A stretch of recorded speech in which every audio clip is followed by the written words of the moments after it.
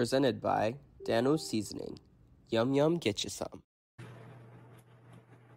What's going on, everybody? My name is Dominick TJ, and once again, I am joined with co-host TJ Corman, three-time national champion from Appalachian State. We are coming to you from the Dogs Media Network. This is the Sunbelt Syndicate. We're going to wrap up a little bit of week 4 real quick.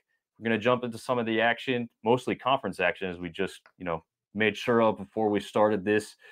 Going into week 5 here. We are presented by Dano's Seasoning. Check the promo code below, Doggos, DAWGGOS.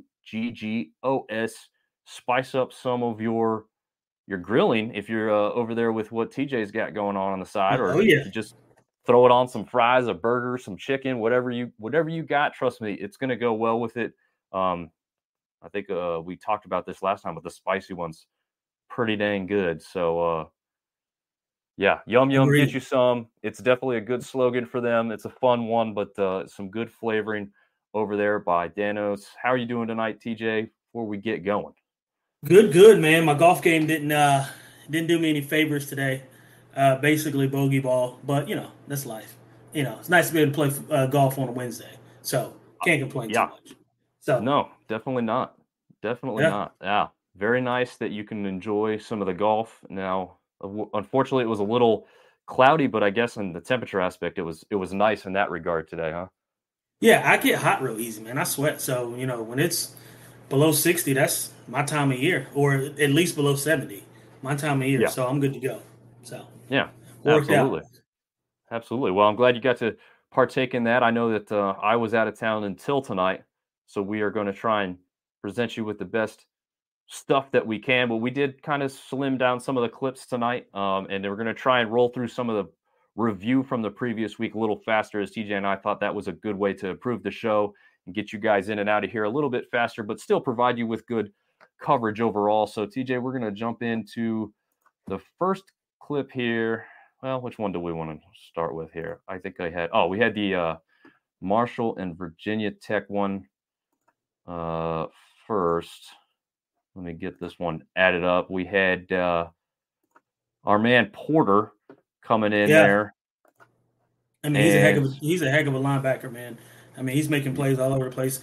And Virginia Tech, man, they need to do something different. This is at right tackle. This is as bad as it gets. I mean, I played wide receiver, slot receiver to be exact. I didn't do a whole lot of blocking. I did enough to know that this is not technique. Take a look at your right tackle here. His head's in it. I mean, he gets thrown by, and then he's looking at the ref for a flag. No, buddy, that's you. You did that. That is a you problem. I mean, Porter's good. He's really good, and I love his celebrations. Little 6-shooter. I'm surprised they let him do it. We talked about this a little bit earlier. Excellent celebration. But look at 70. Take a look at his technique first of all. His head's going to be almost right in the middle of 55 of Porter's chest. I'm going to slow it down just a bit for us too. Yeah, his technique is bad. Look at his head's into play, and he easily gets thrown by because he has no base. He's not in any kind of stance. He has no base. He hasn't locked out at all. I mean, and it's just poor technique, and it speaks to Virginia Tech's team as a whole this year. I know, we want to give credit to our, to Sunbelt Conference for having beaten a P5 school, and obviously kudos to them. And it's I hate saying a team's not very good because it doesn't give credit to the job that a team like Marshall did against Virginia Tech. However, we got to call a spade. And that right tackle, that is as porous as it gets at right tackle. I mean, they've got to do something different. So great job by Porter. Awful play by Virginia Tech's right tackle. Absolutely. No doubt about it. And then we're going to jump into one from Thursday night that really got us started off when we had Georgia State going up against Coastal Carolina. Darren Granger had himself a game. We're going to see one of his first touchdowns. Well, their first touchdown overall here in this one. Let me see, make sure that's playing for you there. We're ready to roll. He's such a baller. Granger is such a baller, man. I mean, first of all, what is he, 6'3", 6'4", 225 pounds? I mean, he's put on some weight in the offseason last year. This is really just sort of a zone run play. I mean, Granger's going to treat this like he's the running back, finds a cutback lane, and really Coastal gave them sort of a run look, and it helps that, they were, Georgia State had them spread out, gives them that look that they want to run the ball. You got one linebacker in the middle of the field, easy read. He overplays the play tremendously. Easy cutback. It's stealing. That's just stealing. You and I could have ran through that hole. Easy play, easy touchdown. Great play design. Looks like option right. And like I said, they zone that blocking up. And that's the good thing. That's the good thing about a quality team that can run the ball well and can run the zone really well. App State does a really good job of it too. It creates so many cutback lanes, and it gives the option to the running back or quarterback in this case such a nice 2 or 3 or sometimes 4-way go. It's easy pickings, and especially when you've got one linebacker that you got to beat at the second level. So great job, great play call, way to spread them out. An excellent run by Granger, who is just a dog. Yeah, absolutely. Speaking of that, let's roll right into, I guess, our thoughts on that game. We'll just start with that one since it was such a good way to start the week for us there on a Thursday night, right on national television. Georgia State, Coastal Carolina 30, Georgia State 30, Coastal Carolina only 17. But like we said, Granger with the game there. I don't really know what to say. I guess this was a little bit of a surprise for people. I knew Georgia State stood a great chance coming in, but I guess it was the score line itself maybe that was the most kind of surprising aspect. Was it all that shocking to you, or did you kind of see a little bit of this coming with how Granger and that Panther offense had been working lately? Well, I tell you what was shocking. It was the yards that Georgia State was able to get on the ground. Coastal is usually fairly decent against the run. They play pretty stout. I think, too, when you spread them out that way and you've got, we just talked about, being able to run the zone, that zone read, it gives you such an advantage if you've got guys that are fast enough that can block it, that can block that zone up. I think that's, had a lot to do with ball control, ball clock control. But Carroll having 150 yards on 29 touches that says a lot about what they were able to do on the ground. That's 5 yards a clip, So, being able to get 5 yards a clip, I know, Grayson McCall, he had about 300 yards passing. It just wasn't enough. And they didn't make plays when they needed to, especially on defense. Like I said, right there in the red zone, you got to get off the field. You got to get your defense off the field, and you got to put them into a play call. If it's me, if I'm coaching that, if I'm inside the 10-yard line, I'm likely going to go man, and I'm gonna give myself a heavy box to deter that run game, especially if they've been running the ball as well as they had on me. So I was shocked a little bit by Coastal's game plan defensively going into it, but I was not shocked by the way Georgia State played offensively. I think, like I said, Granger is he's coming into his own, man, and he is really, really good at football. Yes, he is. And if I heard it right, and I don't remember this off the top, I think he's a local guy to the Myrtle Beach area too. So he's came home and put on this He's from Conway. Yeah, he went to high school in Conway. Yeah. Okay. Wow. Yeah. So he was really. He had I think he had 10 or 12 family members at the game. So it was basically like a homecoming for him. They talked about his high school during the game. I was watching it. Did not know that he was from Conway before the game. Found out during the game, and he put on a show. That's for sure. Oh yeah. No doubt about it. All right. So we'll jump into the next one. We had Western Kentucky and Troy, a former Sun Belt matchup, right, from back in the day when Western Kentucky was still in the league. This one was a great one, 27 for Troy. Western Kentucky close by with that 24 scoreline. But I think we were both a little surprised with who had the better look on the offensive side of the ball in this one. Yeah. Watson, he was tossing the ball all over the yard, man. 349 passing yards. I know he only threw the one touchdown, but, they ran for another 156 yards with, I think, Vidal. And then he had 2 touchdowns. It was an all-out dominant offensive game by Troy, which I thought, and I think you shared this with me, we thought was going to be opposite, right? Because we know Western Kentucky can sling it. They can throw that football all over the yard. And Watson, it was sort of that in reverse. I did not think that Troy was going to be able to match up with them well with how they spread the defenses out and how they're able to get the passing game going. It was just the opposite for me. So I was proud of what Troy was able to do. Obviously, win one for the Sun Belt Conference. Super impressed with what I saw from Watson. Yeah, absolutely. I know that was one that was, definitely kind of a coin flip, could go either way. Obviously, with the scoreline, it's pretty obvious that it was pretty true to form in that regard. We know that Troy had struggled with James Madison offensively the other week and went for literally negative yardage overall in the rushing category. So to see them improve, which was insane. I know, right? And especially with who they have back there. He was still number 4, I think tied for number 4 in the nation overall, the rushing leaders, with going with negative yardage as a team. So that was great to see. Marshall takes care of Virginia Tech 24-17. We just showed the clip from there. We talked about one of their offensive linemen not looking great. I don't think they look good as a team either, TJ. And I'm talking specifically, obviously, about Virginia Tech here. Marshall looked better. I don't know if they blew me away, but we did talk about Rasheen Ali having a good game on the ground for the Herd. 174 rushing yards, 2 touchdowns. I mean, have a day, young man. I mean, he was running that thing. I mean, but again, it does help. Virginia Tech's just not very good. In no aspect of football are they good. I watched them play. It just, I mean, and I'm not a Virginia Tech fan. I've always been Michael Vick, his brother Marcus. They've had some great teams in the past, and these aren't your daddy's, Virginia Tech Hokies. I can tell you that for sure. They are not very good. And again, that's not to take anything away from Marshall. I hate when I do that because, it's almost like putting a disclaimer on, Marshall won, but we got to call a spade, man. I think I said that earlier. They are not good at football right now. It is just, it's deplorable. So, hats off to what Marshall was able to do. Yeah, absolutely. In one that was a little bit easier to see, Georgia Southern takes care of Ball State easily, 40-3 in that one. Davis Brin, I mean, he recovers tremendously, from that Wisconsin game where he had 5 interceptions all by himself.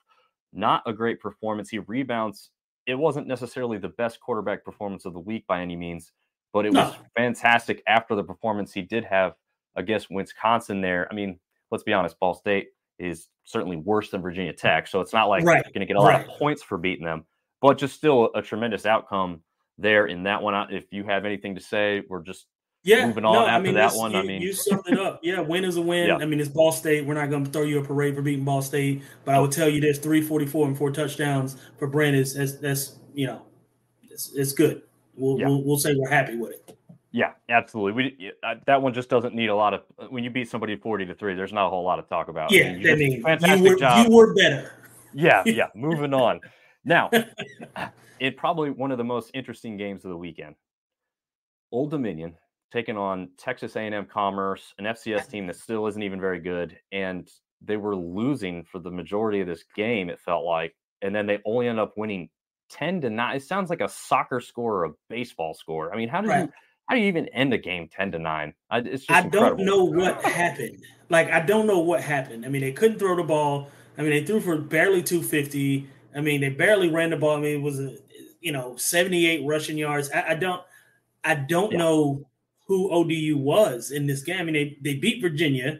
I mean, they win, do some great things this season, and then you give us this against Tech. What is happening? You're making us right in the beginning of the year when but I don't know. Maybe it's just we'll chalk it up to them having a bad week, and it happens. But they can't have this happen again. This can't happen in conference.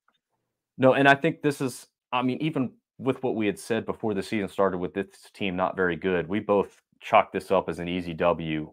Even with saying what we had said about ODU. Yeah. And of course, they look a lot better than what we had thought. And then this game comes, and they're like, this is exactly what we were kind of talking about, but it might even be worse now. Again, maybe you did win, and this isn't a win is a win. This isn't the top 25, so it doesn't really matter how you won, right? I don't think either of those teams are touching the top 25, so it's easy to say that now. So you just get the win and you move on, and I guess you just wash. You've been in games like this. You just kind of wash the slate and say, you know what? There's really nothing to learn from that. I mean, I guess you don't even watch a game like this. You don't even watch film. Like we move on. We got the win. put it in the past, and that is what it is. We won't be we won't be discussing this game anymore. Gotcha. Well, and one that's was a little disappointing, but similar in the results as far as just a close game with someone that, I don't know, going in, I didn't think Central Michigan and South Alabama would be much of a game, right? I mean, we got South Alabama coming in off the win off Oklahoma State. Central Michigan hasn't pulled an upset like that in a long time, and Central Michigan comes out with a win 34-30. I'll be honest, I didn't see much of anything of this one. 30 points for South Alabama's offense isn't bad, but I'm surprised Central Michigan took the victory in this one. I'll be honest. Yeah, I am. I mean, and it kind of makes you think, are you more impressed with Central Michigan, or are you not so impressed with Oklahoma State? Because I don't know what to think about this game. South Alabama, they come out guns blazing, score 14 in the first quarter, nothing in the second quarter. And then they basically just kind of go blow for blow with them. The difference in this game is a field goal in third quarter or fourth quarter versus a touchdown in the third for Central Michigan. And I think that, obviously, math wise, that makes all the difference in the world. But right, I think, I don't know who I'm having a hard time figuring out who they are, who South Alabama is. You know what I mean? Like, who are you really? Because one week you look like world beaters, and then, against Central Michigan, you look, I don't know. I don't know how to assess you at this point. So, I mean, like you said, we don't know who teams really are until about the fourth or fifth game of the year. Hopefully they get it turned around and the ship right in. Yeah, I mean, for a team that was kind of favored to win the West coming into the season, they certainly don't look like favorites to me right now with what they've done. I mean, you had to let down against Tulane to start the year. Maybe you thought they righted the ship and they're rolling on all cylinders after Oklahoma State game, and then this one happens. It's like, I don't quite understand. One that ripped at the heartstrings for both of us. App State goes down to Wyoming, 22-19. Man, I don't understand. I mean, like other people have pointed out, statistically, App State wins that game. Right? Yeah. Almost every single statistical mark was in their favor. It felt like it was in their favor when you watched the game. But I guess it comes down to kind of special teams to an extent. They get the blocked field goal. No. It doesn't come down to special teams. And I'll be harshly honest. There we go. My review of how this game went. I watched every single play of it, and it pissed me off in every aspect of the game in the fourth quarter. You cannot play to not lose. You got to play to win. Yeah. And being conservative on first and second and third down, not opening up your playbook, that will get you beat against teams that are good. Wyoming, they don't suck, right? They just had a hell of a ball game last week against Texas. They took Texas down to the wire, and we're going in there thinking, okay, let's just run the ball, let's chew up clock, and let's not give them the ball back. Line up, kick us a field goal, let's go home. That's not how this works. You don't win football games being afraid to lose them. You win them by putting your best foot forward and putting the ball in the hands of your playmakers and going to let them make plays. We didn't let Aguilar do his thing in the fourth quarter at all. And he was able to, he cooked first through third quarter. He obviously had a couple bad plays. We all did. It happens in every single aspect, of the game, offense, defense, and special teams. No one's going to be perfect, but you can't not play to win.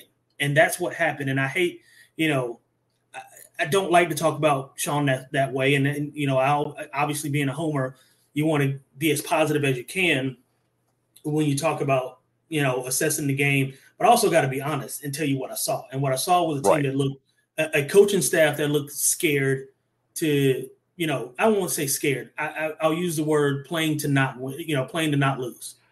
And that's not how you win football games. That's how you open the door for other teams to beat you. And that's exactly what happened. Yeah. Yep. I was yelling at the TV quite a few times. It felt like just made no sense.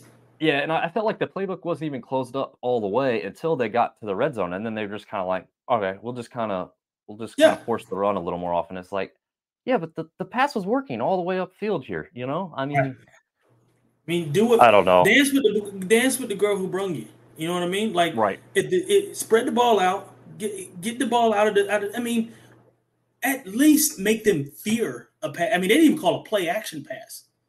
Like nothing happened. And you can't win football games playing like that. And the more I think about it, the more pissed off I get because, Stevie Wonder could see that game plan was not going to get them to win. Like, we were about to kick the field goal, and in my mind, I was like, I'm not. Even if he makes this, I'm not happy. And I was like, something's going to go wrong. You always think it. There's a chance that something will go wrong. And sure enough, we're known for blocking field goals. And guess what happens to us? Because we're playing too conservative. So, no, that's all I got to say. I don't want to keep doing this one with that. Yeah, it's going to keep pissing me off. It was a tough one, that's for sure.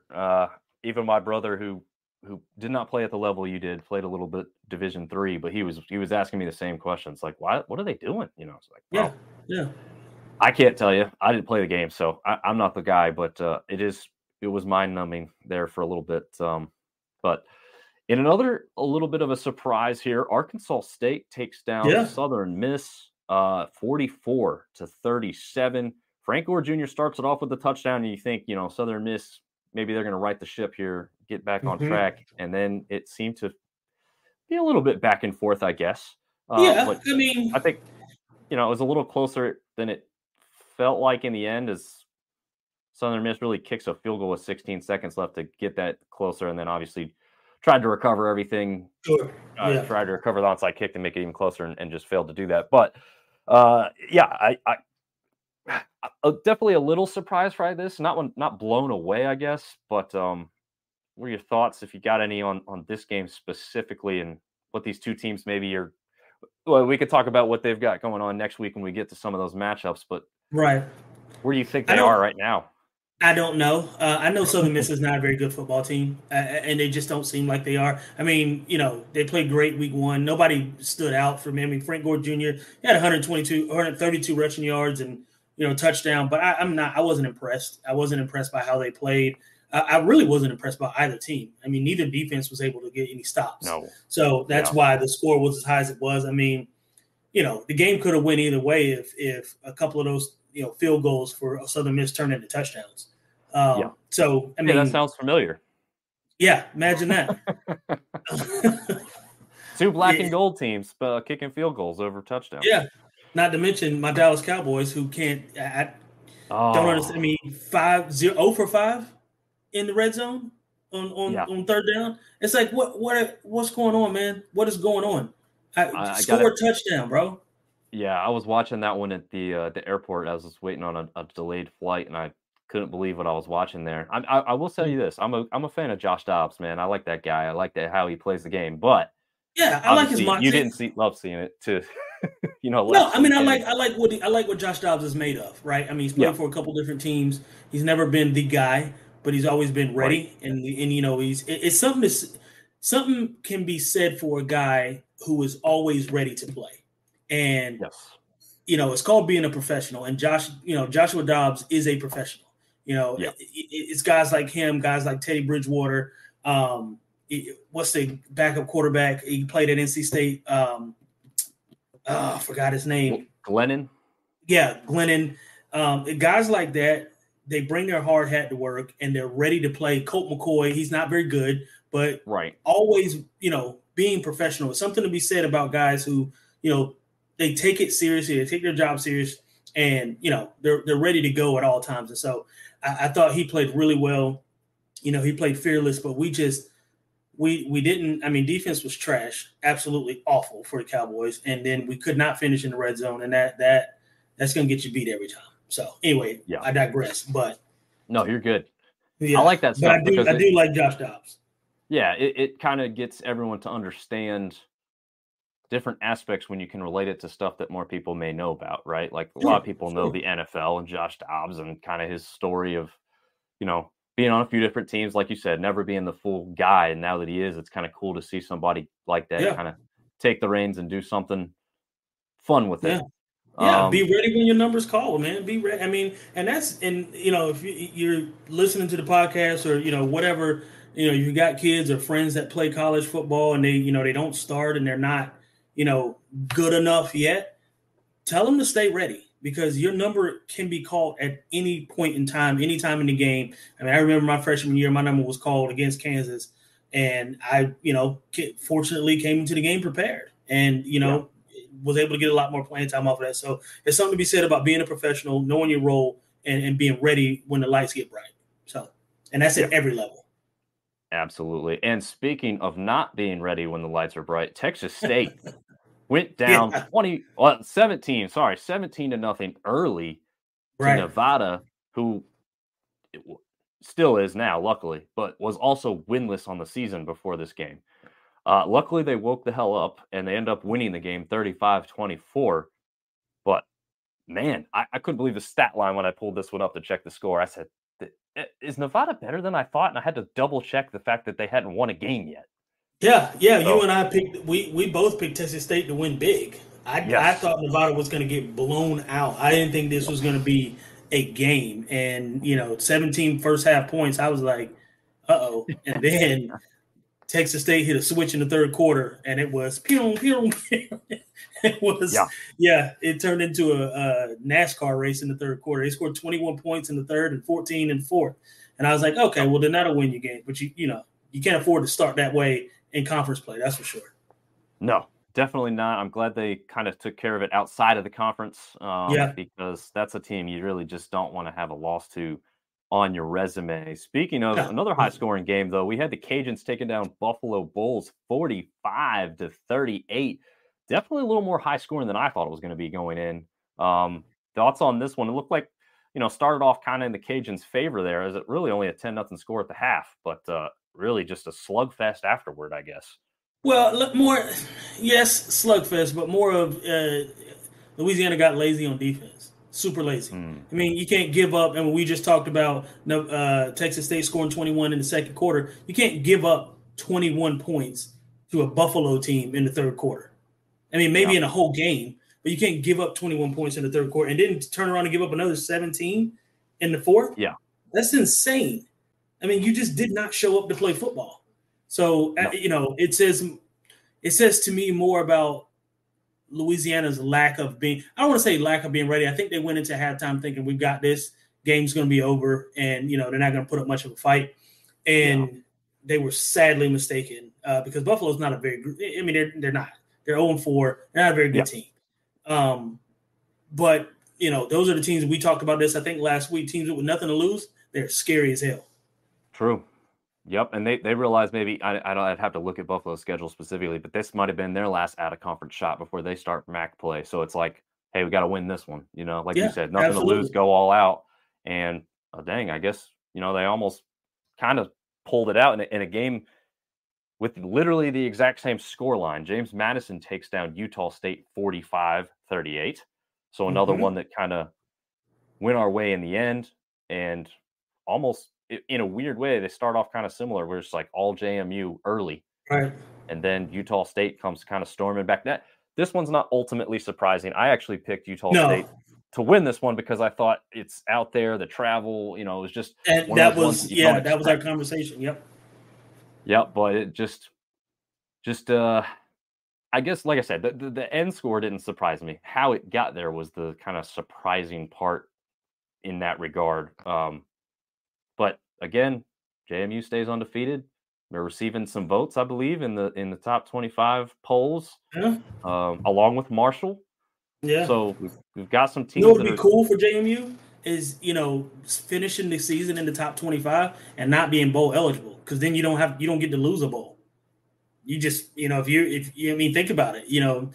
There's an upside to not being bowl eligible, right? You finish the season ranked 23-24 in the country, and you can't lose a bowl game. Maybe you don't come in next season ranked, but certainly get some respect. So, there's some advantages to not being able to. I mean, obviously, you want to play a bowl game, and you want to win it, and you want to get the ring for your school. However, this is the best of a bad situation, in my opinion.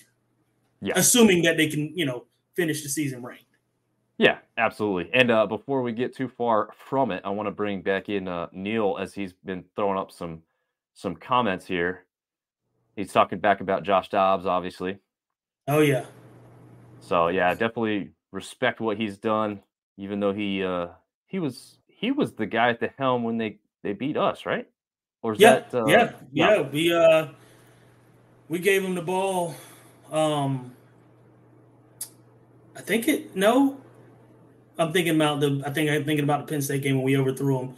But yeah, we fumbled the ball into the end zone and gave it to Tennessee. But it happens. We should have beat them. Should have beat Penn State. These kinds of things happen.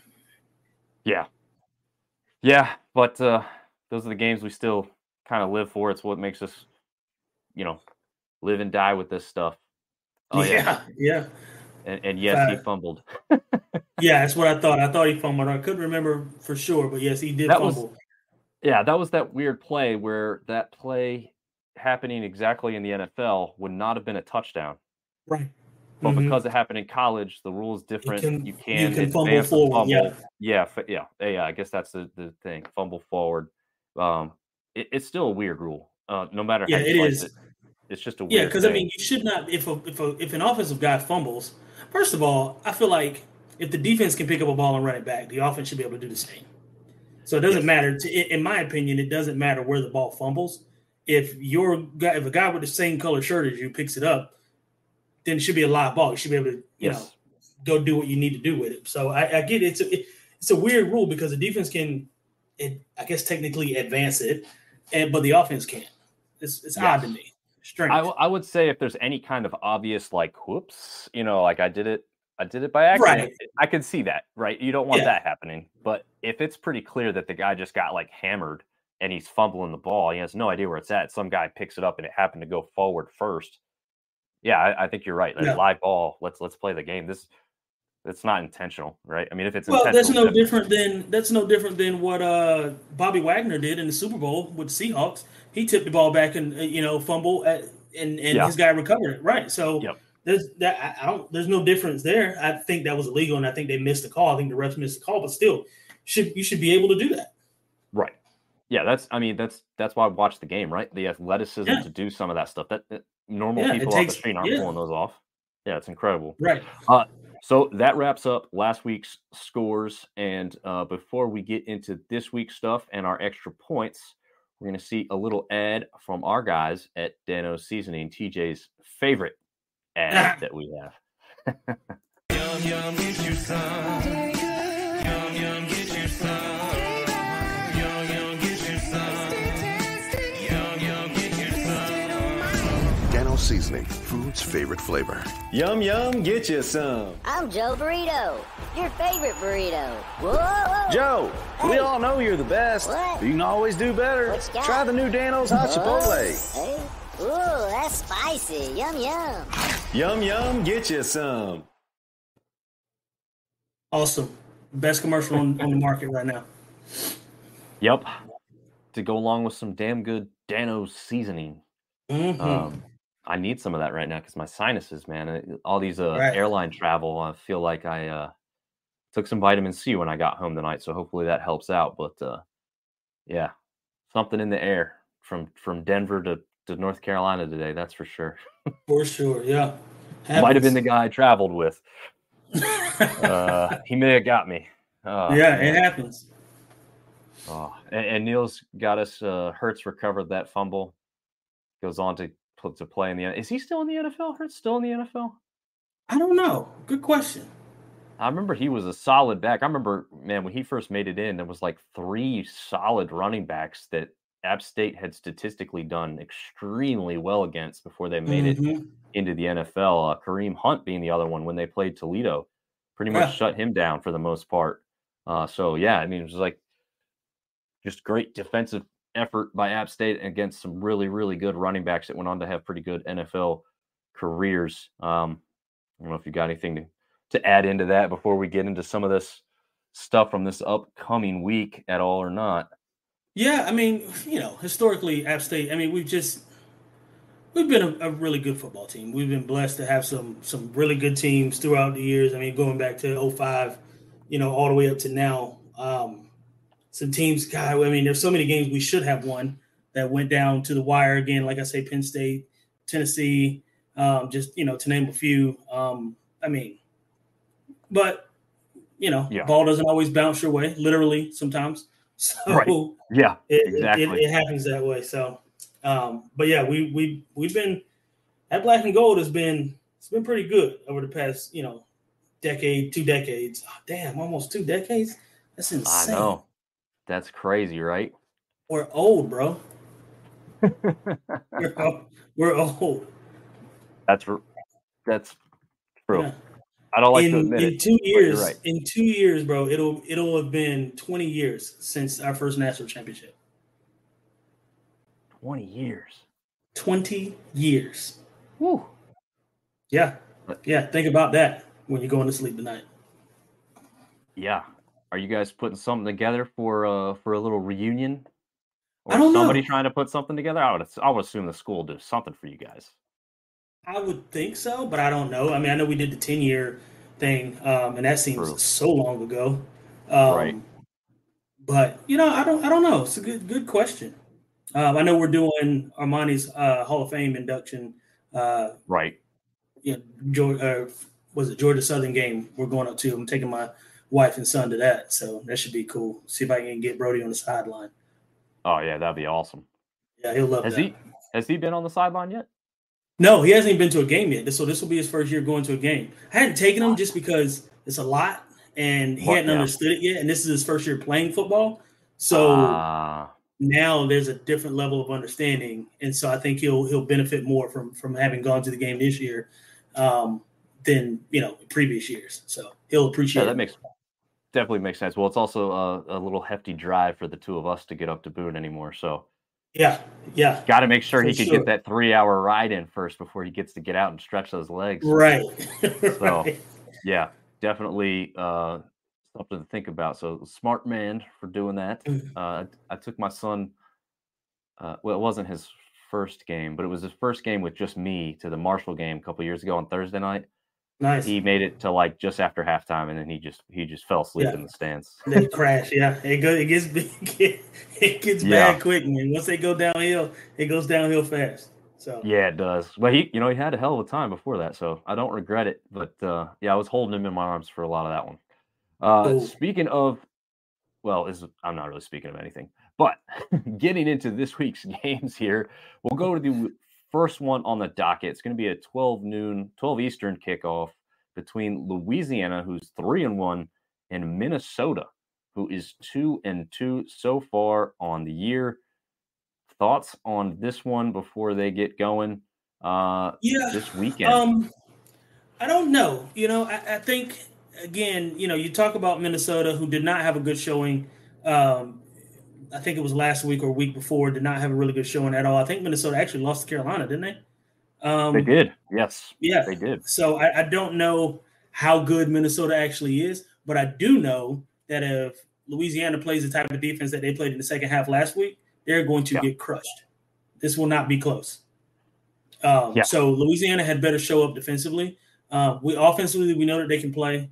As a team, we know they can play. They're a good football team when they want to be, but they're inconsistent, especially on defense. And you cannot, against a Big 12 team, or Big 10 team, you cannot be defensively inefficient. So we'll see, how they do against Minnesota. But it's going to largely depend on what that defense does the entire game, not just, pick a half to be good, because that's going to get you beat.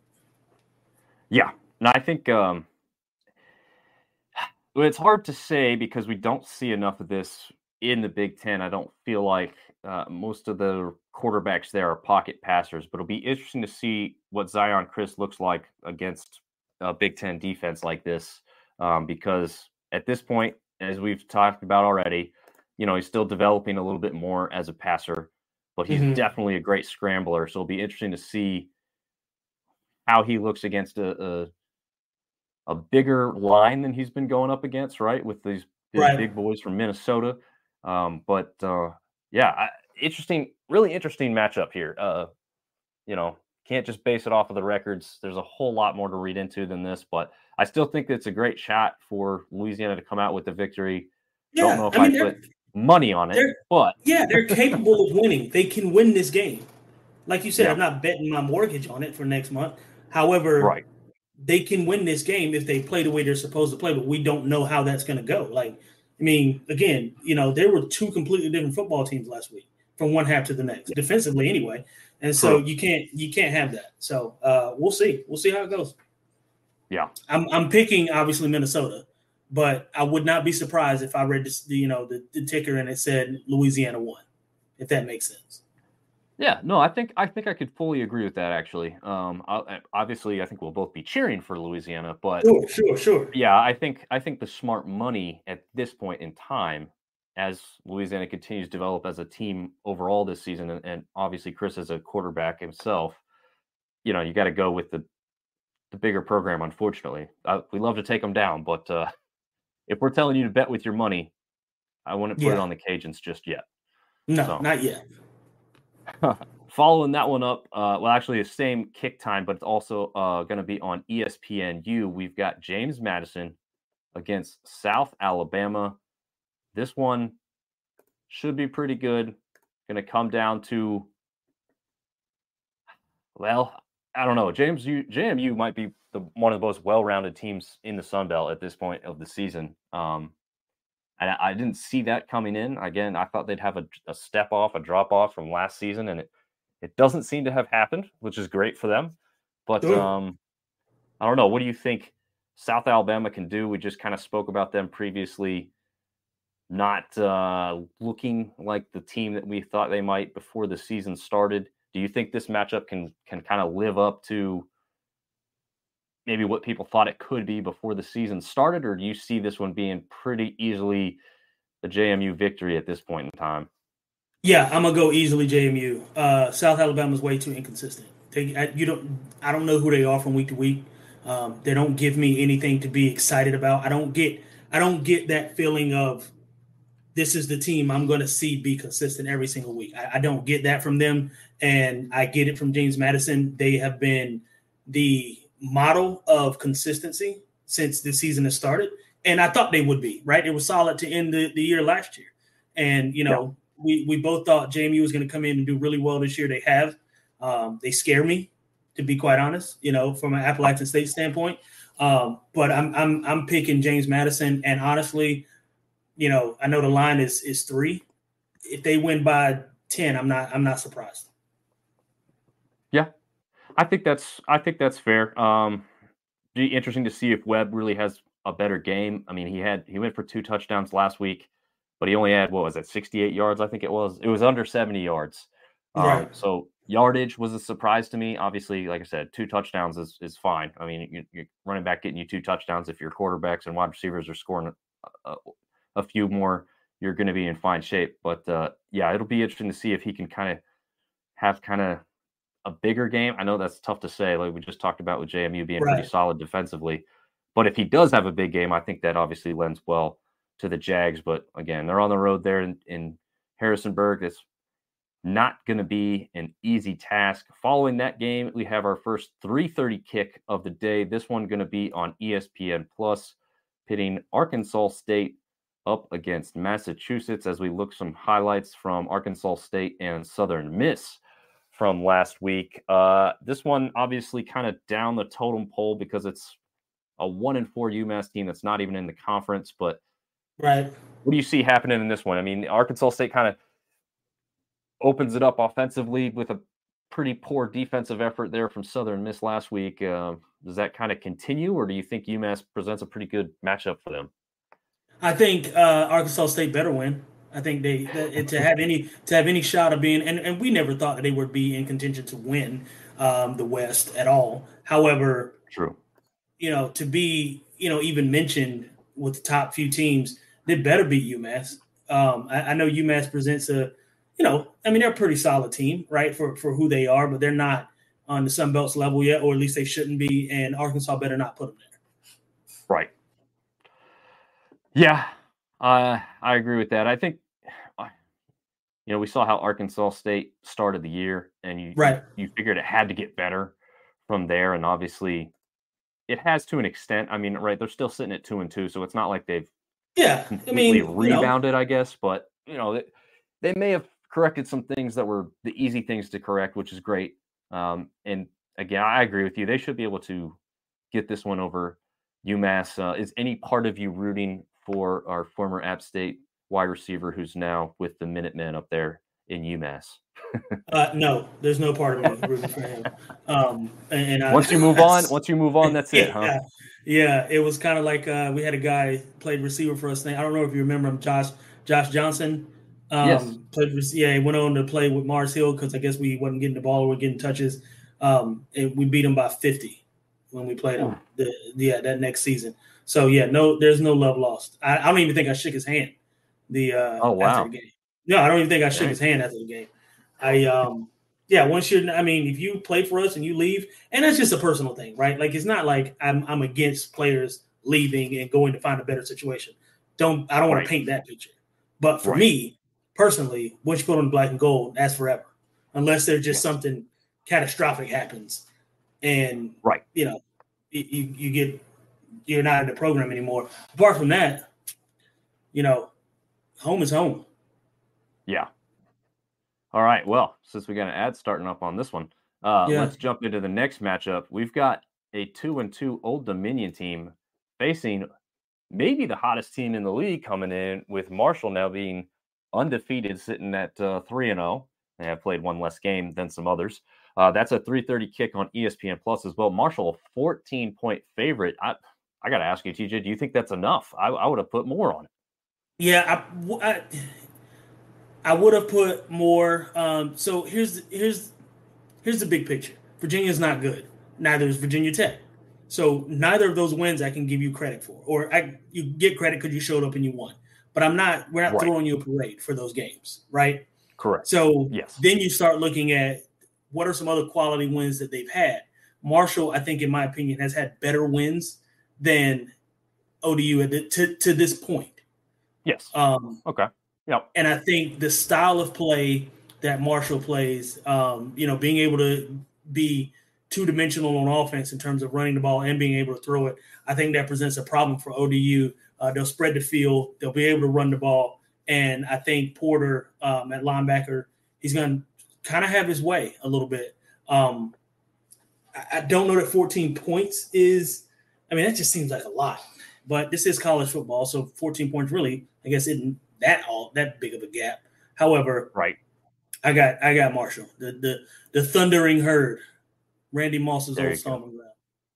There you go. Yeah, I'm gonna take Marshall in this one. You're right. College football is that weird game where anything can happen, and Old Dominion struggles to beat a bad team, frankly, from last week, but they do win, and so they're still got some kind of confidence coming into this one, and they're. It's kind of like you said too. Not that ODU is terrible sitting there at 2-2, but they still also have nothing to lose at this point, right? So maybe they play a little looser, and Marshall plays a little too tight with some expectations that if they keep winning just 2 or 3 more games and some teams in the top 25 fail to, keep winning theirs, that they could end up in that top 25 ranking. So that's probably a little early, a little premature on that kind of talk, but I think it's possibly a realistic expectation. So it'll be interesting to see if that 14-point comes to fruition. I think just as the odds makers go, I guess that's kind of that safe bet there, right? The bookies are going to be making their money at that 14-point spread. But interesting nonetheless. Next up, we have Coastal Carolina and Georgia Southern kicking off at 7 Eastern on the NFL Network. As we look going to be a barn burner. I think that's going to be a great game. Think so? Yeah, I think we're in for a good one here. Much like the Georgia State game, Georgia State kind of got away from them a bit. But much like that, I think Georgia Southern presents a challenge for them, especially at quarterback. I think they've got some good offensive play. Defensively, both teams are fairly evenly matched. I think we go down to the wire on this one. The line, or I guess the over-under is 50.5 points. I'm taking the over for sure. Yeah, that's true. I honestly feel like Georgia Southern will score points a little more easily than. Well, that's what I'm saying. That's if the over/under is 50, Georgia Southern's going to get at least 30. Yeah. If Brent has any kind of game like he's had previously. The Wisconsin game notwithstanding, as you're traveling on the road to a Power 5 opponent, I don't think that's going to be your typical look from Bryn this season. I think he's going to look a lot more like he has in these previous matchups. Maybe not quite as good as he did against Ball State. Right. Hopefully not for Coastal Carolina's defensive Sure. sake. But yeah, I think you're right. This one could definitely present us with some fireworks, and I hope it does because it's going to be seen pretty well there on the NFL Network. Man, ESPN Plus is great for the fact that we can, as Sunbelt fans, watch like all of our games.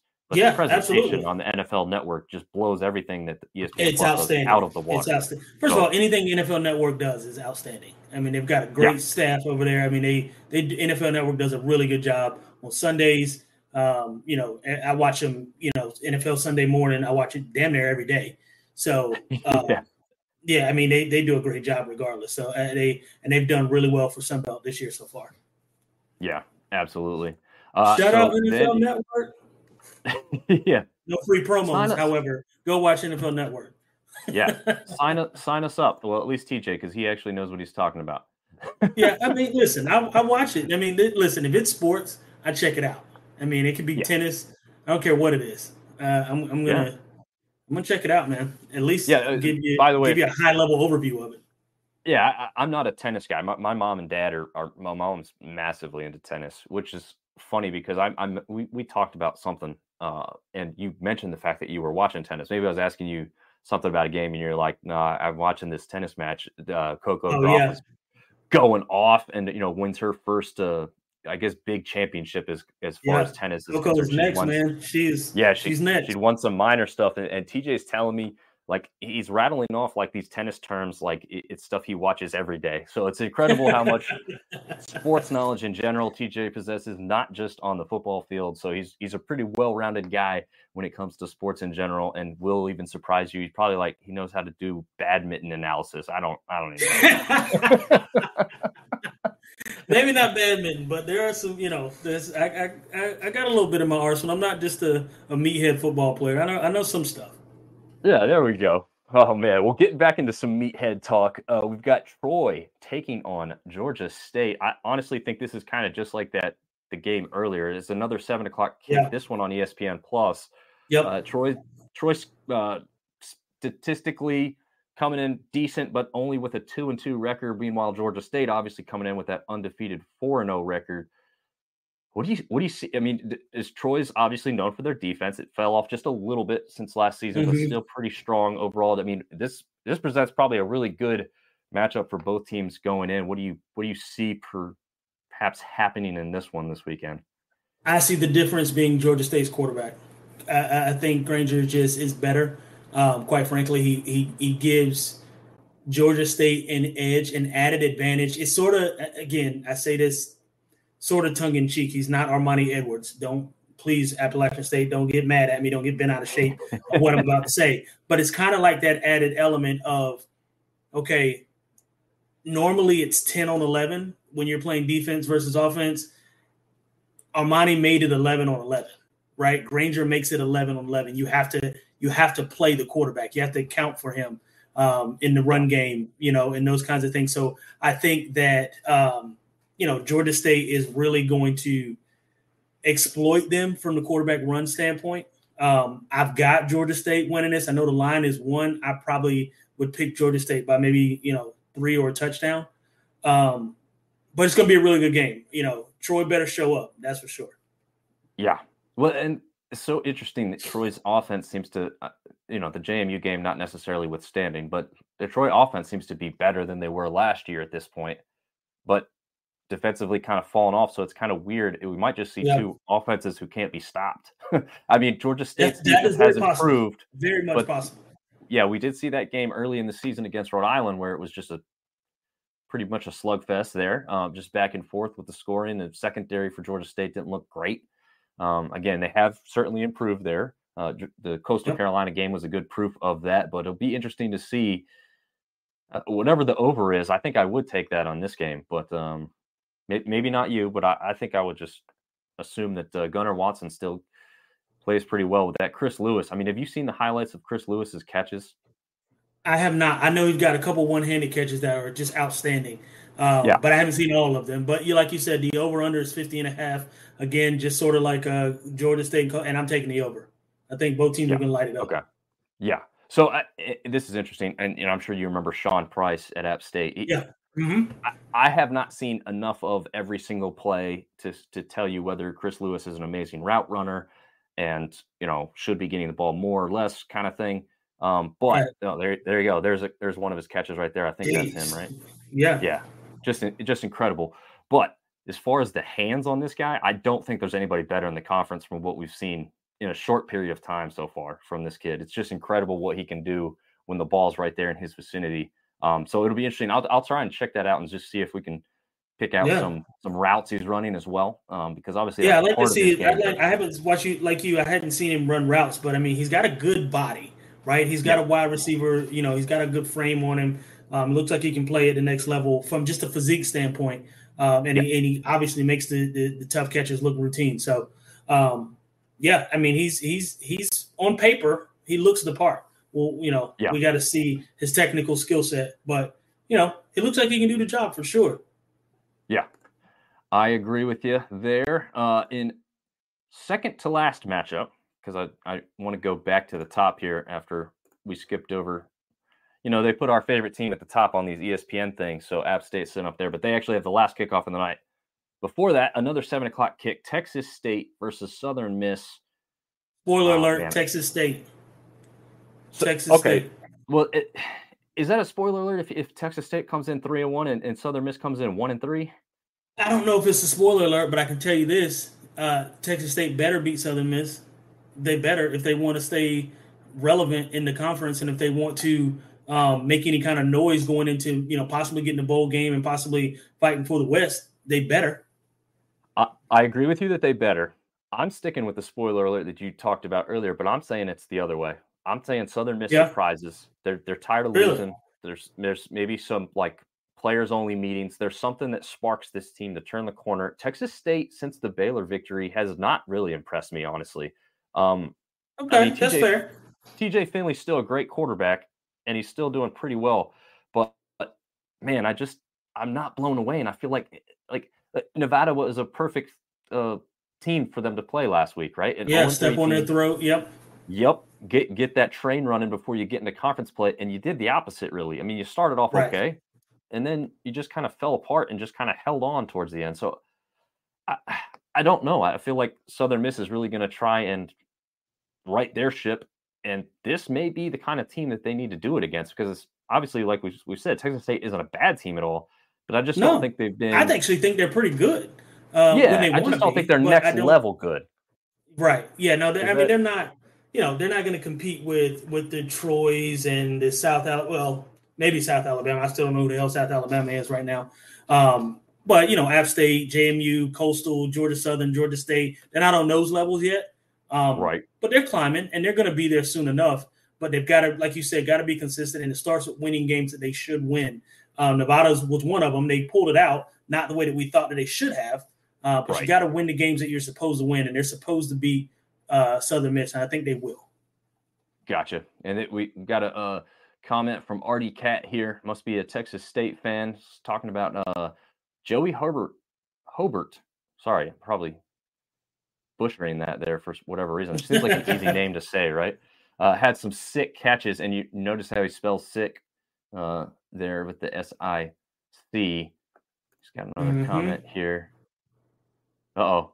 Okay, Artie, what do we disagree with? Probably me. If I had to guess, it's probably me and my take on Southern Miss possibly winning this game. Let's see if he I hope so. I don't think. I don't know that Southern Miss is good. I just don't think they're good enough yet. I think they're on the way, but I don't think. Texas State. Like I said, Texas State is the better team on paper. They're the better team in terms of their overall performance so far this year. Yeah. Again, upset. I can kind of see it. From your perspective. Southern Miss goes out there and gives them their best, absolute best game. I just don't. I don't see that. I don't see it happening. Gotcha. Well, if Artie comes back with another comment, we'll let him have his say. We always love our fans interacting. Thank you, Artie, for letting us know. And if you got some specific heat for me, just go ahead and let us know in the comments. We'll get you up there. In the last game of the night, speaking of rebounds, hopefully our It team better can be. rebound It here. absolutely better be a freaking rebound. As we watch the painfulness. Actually, this part was fine right here. This part was great. But we've got App State facing their first conference game of the year at 2-2, going down to UL Monroe, who actually sits at 2-1. And their one loss was kind of lopsided, which we had the feeling it was going to be coming in. Is this the perfect opportunity? 8 p.m. kick, ESPN Plus, App favored by 13.5. Is this a good game to right the ship for the Mountaineers? Yeah, I think it is. I think it's a bad time to be UL Monroe. I think App's pissed off. 2 losses on the season that they, quite frankly, should have and could have won. Could have and should have won. This being the most painful of the 2, obviously. It helps that both of those losses were out of conference for sure. But I think this is a get-back game. This is a get-right game for App State. It better very well be a get-right game. I don't see Monroe having enough firepower. I mean, we can, for all intents and purposes, we can do whatever we want at any point of the game. It's just a matter of coaches calling the right plays, getting us in the right positions, us taking advantage of what the defense is giving them. I mean, this is a prime example of it. You've got guys right now for Wyoming, they're playing 10, 12 yards off the line of scrimmage. Look at, quick stop all day long. Right. And I remember a time playing with Scott Satterfield where if the defense was giving us a 5 or 6 yard cushion, we just call quick stop all the way down the field until they come up, and then we're hitting them over the head with Dexter Jackson. So it's you take what they give you. It's called smart coaching. Trust your game plan, trust your guys, and call the plays that are going to be winnable plays. Put your offense in the best position to win. And I just don't think we did that last week, and it should happen this week. Gotcha. I can agree with that. I do want to get back to RD2. He did share a little bit more with us. Let's see if this pops up. Yeah. He says it'll be a real test for sure. This is going back to the Texas State versus USM matchup. Yeah. Be a real test for sure. It's one team we have a series lead over, which I did not realize that. So I did not either. I didn't think of it. Yeah, well, also probably didn't realize that because obviously before last season, this couldn't even have been a conference matchup, right? I mean, Texas State's been in the Sun Belt I guess for a that's while. true, yeah. Southern Miss is a newer member, so it's probably not something a lot of us had a ton of knowledge base on. And we really appreciate the shout out telling us that we have a great show. We will continue. Thanks, brother. I appreciate work you. on ways to improve that. Yeah, even further. Stream suspended. Uh-oh. YouTube shut us down again. Always doing that. Well, for those that are watching on other platforms, we should still be streaming on Facebook and the Twitter machine, or the X machine now, I guess. I'm not really sure. I don't know what Musk is doing over there. Yeah, I don't either. I don't know what YouTube's doing. They always tell us our stream is ended because we violate stuff, and every time I get it reviewed, they say, yeah, it should not have been reviewed, but then they won't put the full episode up, so I got to go reload it later. Anyway, that's stuff that nobody else wants to deal with, but I do agree with you about App State righting the ship against ULM. However, if you go back and look, ULM is a tough out at home for App State specifically, and a few other teams really, but there's a little bit of a playing field that is leveled with that muggy, swampy, humid air down there that the boys from Boone certainly won't be used to, and it'll be interesting to see if that becomes a factor. Hopefully at this point of the season it's not as bad as it could have been early on. But I would think at this point of the season we should be able to handle it fairly well. My hope is that it gets to a point in the first and second quarter fairly quickly that we don't have to worry about it. I think, to be honest, it wouldn't surprise me if it's under the 13.5 points they're favored by. But I wouldn't be surprised. In my mind, it better be at least like 10, though. Like that would make me feel better and more comfortable going into further into conference play, because obviously this is the first conference play. We'll end that painful stream there. Yeah, let's not look at that. It was taking my focus away from what we're doing here, and it's borderline pissing me off all over again. So let's take that down. Yeah. All right. So that wraps it up for our look for week 5. However, let's get into some of the fun stuff, extra points for this week. I know you want to talk a little bit about Colorado, obviously ending their illustrious like Cinderellas. Well, I mean, let's be honest. There was a lot of hate for Dion and the Bucks as well. So there's people that happy that they lost. I wasn't surprised that they lost. I think even you said Oregon. We saw. I mean, anybody with eyes could see what was going to happen. I mean, if you have any sort of college football knowledge or just football knowledge in general, they just weren't ready yet. And by ready, I mean the dogs up front, right? And even Dion said, and I think we brought this up last week, they're a couple dogs away from being a true competitor in the conference, right? They're going to win some games that they're supposed to win. They're going to be competitive in games that they're supposed to be competitive, and they're going to get, frankly, blown out in games that they should get blown out in. USC is another one. They're going to probably lose by 30 next week, and that's fine because they're not ready yet. But and I have no problem with what Dan Lanning said to his team before and at halftime. He knew those cameras was in there. He wasn't just talking to his team, through during that time. He was also talking to America. We're better. I'm going to show you, and that's what he should have done. He should have absolutely done that. I got no problem with that. But, I think, Ryan Clark on ESPN said it best. He was like, but don't act like, you're not in it for clicks too. Because, that was a very clickable statement to say, a clickable statement to make. So he definitely knew what he was doing. I think we might have dropped TJ out for a second. We'll see if he comes back in as we take a look. Yeah, absolutely. So any other games specifically you want to talk about? You want to talk about Notre Dame, Ohio State, anything like that? Yeah, the Ohio State game was funny to me because, first of all, why don't you have 11 players on the field, Notre Dame? What are you doing on the last two plays of the game? What's happening? I mean, and not only do you, for it to happen one play is one thing, but on back-to-back plays, and they ran the ball right to where the guy was missing, where that should have been, in to make that play. So I came away from that game feeling like while Ohio State won, I was not super impressed. I'm not a Sam Hartman fan, but I wasn't terribly impressed by what I saw out of Ohio State. I wasn't impressed by what I saw by either team, to be quite honest. I left that game feeling very dry, if that makes sense. Like I wasn't wowed by what I saw. Gotcha. Also, while I'm thinking about this, because of your knowledge base and the fact that you know what the hell you're talking about and you do watch enough football, we need to get you on our top 25 rankings. And the reason I say that is I'm reminded when you say about this team neither team being overly impressive, had one of the teams been a little bit more impressive, they probably would have jumped into one of my top 4 spots. However, neither team did. Obviously, the team that lost wasn't going to jump in.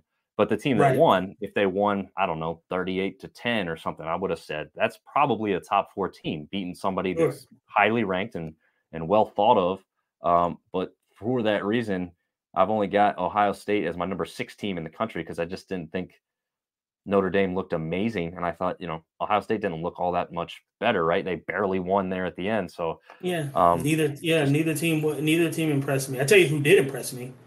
Freaking Washington. What's his name? Penix Jr. Oh my God. This kid, what is it? He had I think it was 400 and some passing yards, another 4 touchdowns. This kid is outstanding. He's not getting the credit he deserves nationally because a lot of their games are, at 10:30 at night, which sucks to be, kind of in that situation on Pac-12. Right. But my God, is he lighting it up. This dude is outstanding. Every single game he plays, he makes, I think right now it's sort of a 2-horse race for the Heisman with Caleb Williams and Penix. I think those two guys are neck and neck. Obviously I'll give the nod to Caleb just because he's Houdini back there. It looks ridiculous. He's the college version of Mahomes. He is. It looks crazy, the things that he's capable of doing. But Penix is certainly not far behind. Yeah, definitely not as we take a look at some of the highlights from that one. And we had Neil jumping back on the stream that didn't get ended over there on Facebook. Let me see if this one's popped. There we go. ULM better defensively, weaker offensively. We should win. Humidity big factor than altitude. Yeah, I could agree with that. I don't think the altitude in Wyoming really did anything to the boys from Boone. I mean, I know it was a difference, but I don't think it was. I mean, I'll be honest, it's not the same factor because I was not performing at a high level, but I was just flown into Denver, like I had mentioned earlier, and I went for a run, and like I did not feel the least bit of I've been to altitude.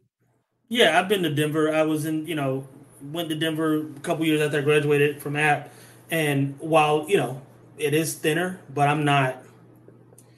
It didn't take a whole lot away from me.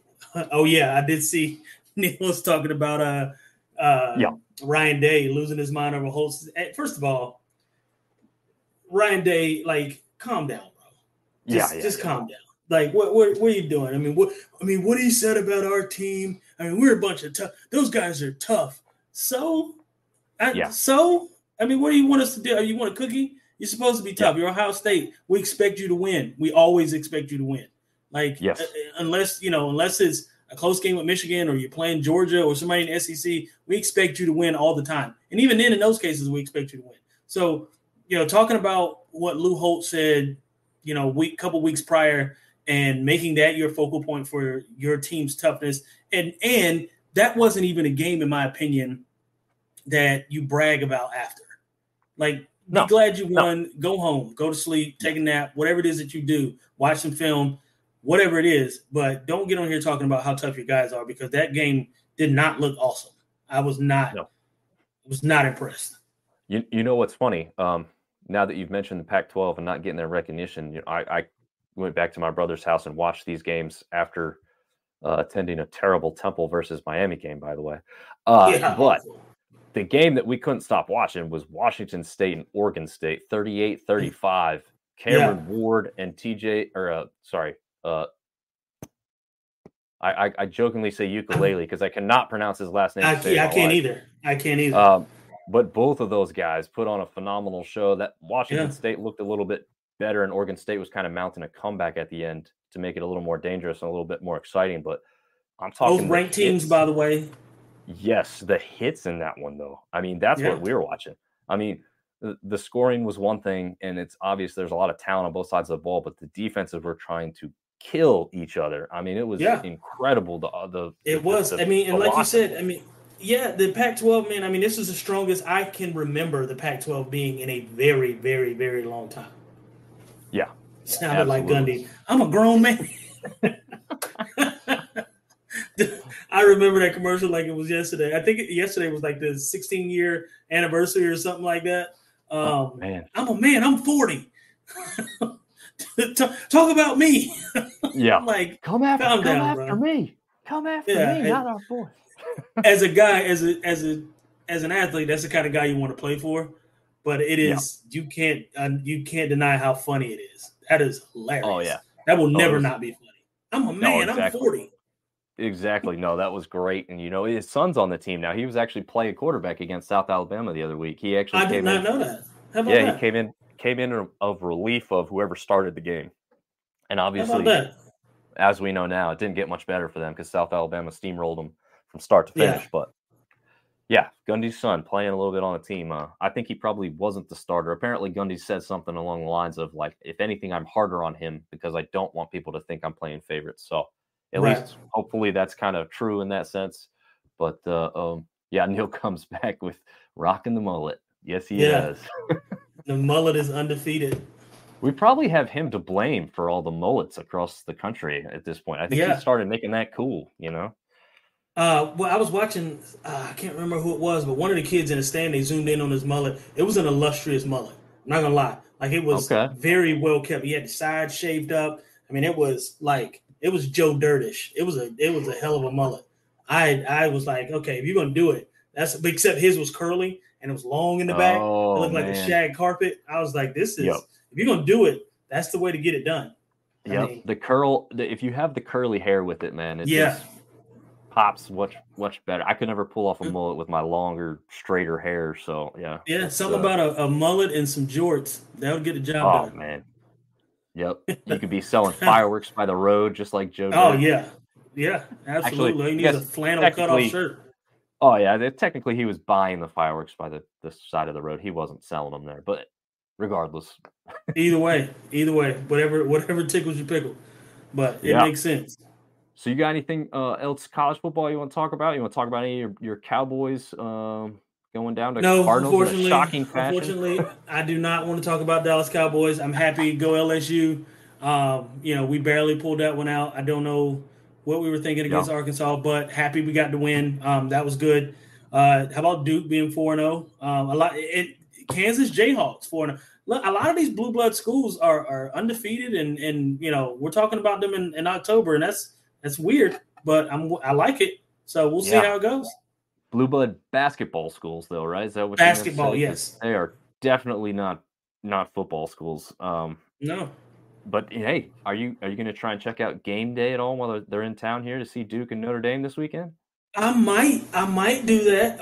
We'll see how things go on Saturday. I know I got to coach my son's football team. We play at 12, so we'll see. Yeah, that's tough. So I don't know if I'll be able to get down there or not. We'll see. It's not very far, obviously, from me. So right.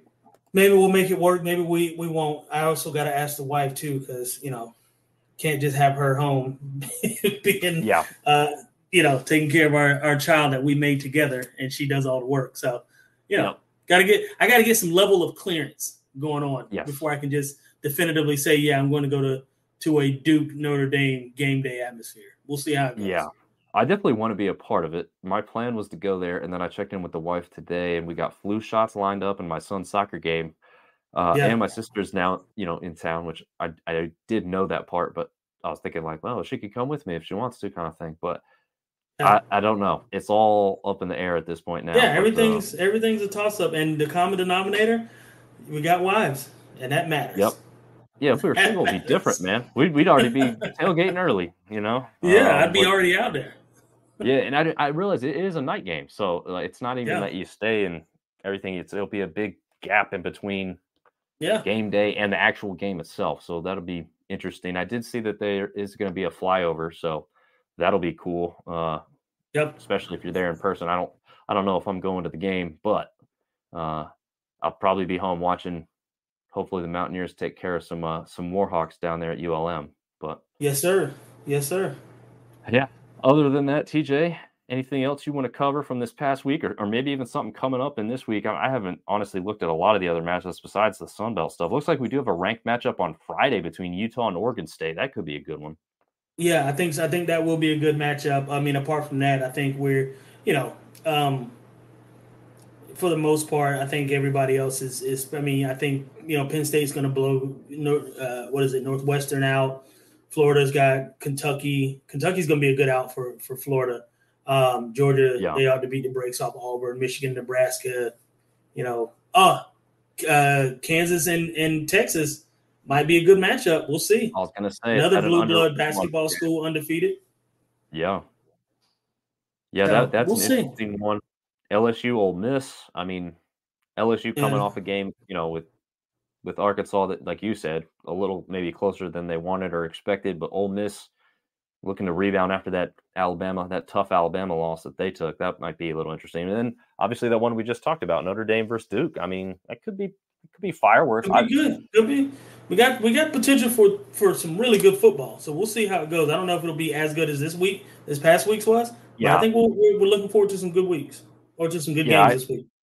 Absolutely agree with you. It looks like the next big week could be week 6 with some ranked matchups.